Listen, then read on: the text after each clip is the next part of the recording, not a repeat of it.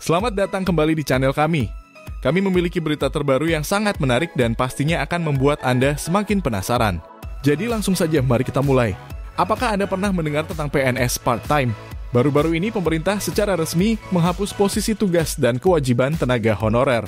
Kabar ini tentu menjadi perhatian banyak orang, terutama bagi mereka yang berhubungan dengan kepegawaian di Indonesia. Tetapi jangan khawatir, karena ada kabar baik yang akan menyusul. Pemerintah bersama Dewan Perwakilan Rakyat dalam kurung DPR sedang menggodok rancangan undang-undang dalam kurung RUU yang akan mengubah Undang-Undang Nomor 5 Tahun 2014 tentang Aparatur Sipil Negara dalam kurung ASN. Dalam pembahasan RUU tersebut muncul opsi yang menarik perhatian, yaitu membuka formasi ASN baru yang disebut PNS part-time. Menarik bukan? PNS part-time ini akan menjadi solusi pengganti bagi tenaga honorer yang dihapus. Munculnya istilah baru ini tentu menimbulkan berbagai pertanyaan dan diskusi. Apa sebenarnya yang dimaksud dengan PNS part-time? Bagaimana sistem kerjanya? Apakah ini akan memberikan peluang yang lebih luas bagi tenaga kerja di sektor publik? Dikutip dari Tribun News, P3K part-time atau PNS part-time ini dipersiapkan sebagai solusi untuk menggantikan tenaga honorer yang akan dihapus mulai 28 November 2023. Namun perlu diingat bahwa opsi P3K part-time masih dalam tahap pembahasan.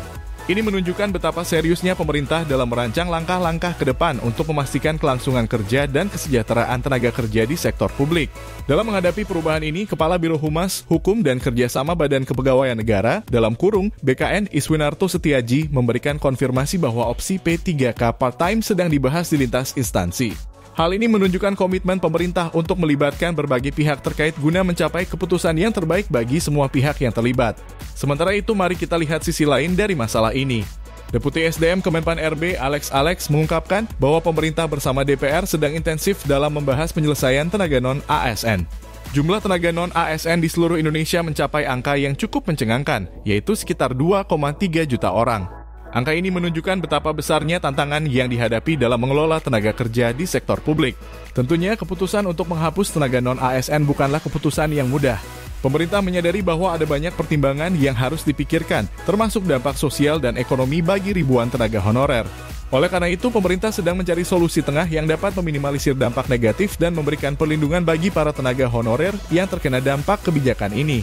Alex berharap agar tidak terjadi pemutusan hubungan kerja massal saat tenaga honorer dihapus pada 28 November 2023. Untuk mencegah hal ini, pemerintah sedang mencari jalan keluar yang terbaik. Pemerintah memahami pentingnya mencari solusi yang adil dan berkelanjutan bagi semua pihak yang terlibat. Dalam mencapai tujuan ini, pemerintah sedang mengembangkan skema yang dapat menyelamatkan nasib tenaga honorer. Salah satu skema yang sedang dipertimbangkan adalah larangan pemberhentian agar tenaga honorer masih dapat bekerja. Selain itu, pemerintah juga berusaha memastikan bahwa pendapatan non-ASN tidak mengalami penurunan dari yang diterima saat ini. Ini adalah langkah yang sangat penting untuk menjaga stabilitas ekonomi dan kesejahteraan tenaga honorer. Tentu saja dalam menghadapi perubahan ini, pemerintah juga harus mempertimbangkan kapasitas fiskal agar keputusan mengenai ASN sesuai dengan anggaran yang tersedia. Ini menunjukkan komitmen pemerintah untuk menjaga keberlanjutan dan stabilitas keuangan.